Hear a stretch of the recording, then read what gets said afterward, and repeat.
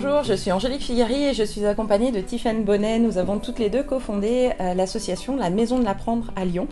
C'est une structure qui est née sous l'impulsion du Centre de recherche interdisciplinaire et d'Ashoka autour de la thématique de la société apprenante en 2017. Nous rêvons d'une société apprenante où les acteurs d'un territoire coopèrent pour résoudre, ensemble et par l'éducation, les défis d'une société durable et résiliente. Notre ambition, c'est de décloisonner les différentes sphères d'apprentissage et de favoriser leur coopération pour maximiser leur impact. Concrètement, l'activité de la Maison de l'Apprendre se déroule selon deux piliers principaux.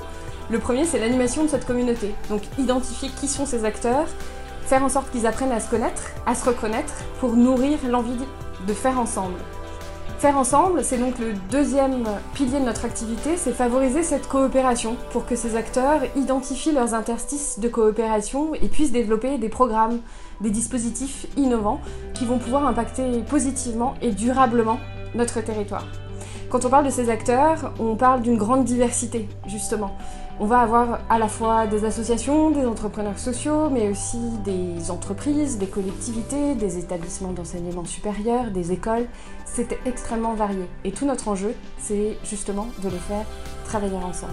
Un bel exemple qui permet à tous ces acteurs de faire ensemble, c'est ce qu'on a lancé l'année dernière, notamment sur le territoire de Lyon, le Festival de l'Apprendre. Dans sa toute première édition, en 2020, le festival a réuni pas moins de 15 000 bénéficiaires au travers de 25 événements sur une dizaine de jours. Et cette année, en 2021, on réitère l'exercice.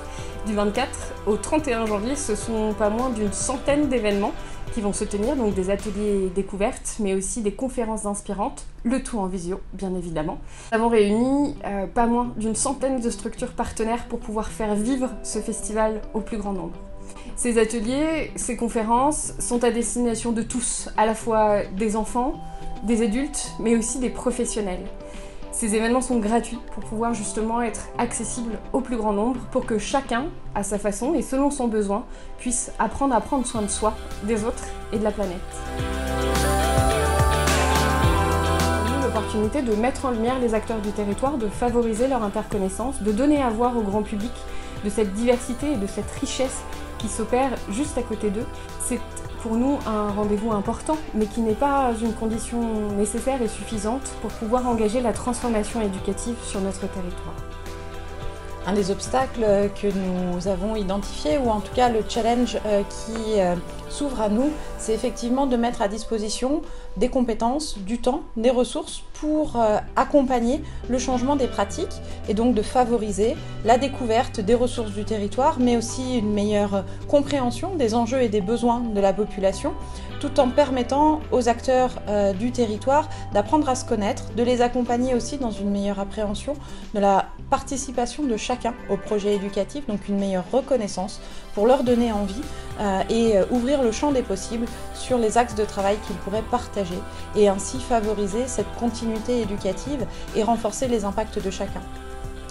Au-delà de ces interconnaissances et de la connexion dans le réseau, il y a un vrai enjeu d'accompagnement dans le changement de posture et donc de pouvoir apporter des méthodes, des ressources et du temps à ces porteurs de projets qui ont besoin d'être accompagnés dans la capacité aussi de coopération, de création, de documentation pour favoriser l'essaimage de leurs idées, de leurs expériences et ainsi nourrir cette dynamique vertueuse. Depuis 2019, nous portons une réflexion sur la thématique des tiers-lieux pour renforcer la complémentarité, la continuité et la cohérence des actions engagées par l'ensemble des acteurs du territoire. Le tiers-lieu Apprendre et devenir porte sur la mise à disposition de bâtiments publics non occupés au service d'associations d'intérêt général qui se reconnaissent sur les actions d'apprentissage et d'engagement citoyen pour décupler leur impact, favoriser leur coopération et surtout leur permettre de développer des solutions concrètes, innovantes et en réponse aux besoins et aux enjeux du territoire.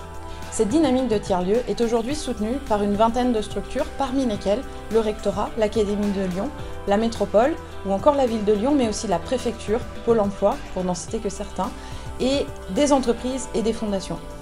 À l'ensemble de cette dynamique de soutien, on identifie bien toutes les parties prenantes qui sont actives et en situation de décision sur le territoire et qui peuvent vraiment favoriser cette notion de transformation durable et profonde des dynamiques d'alliance éducative.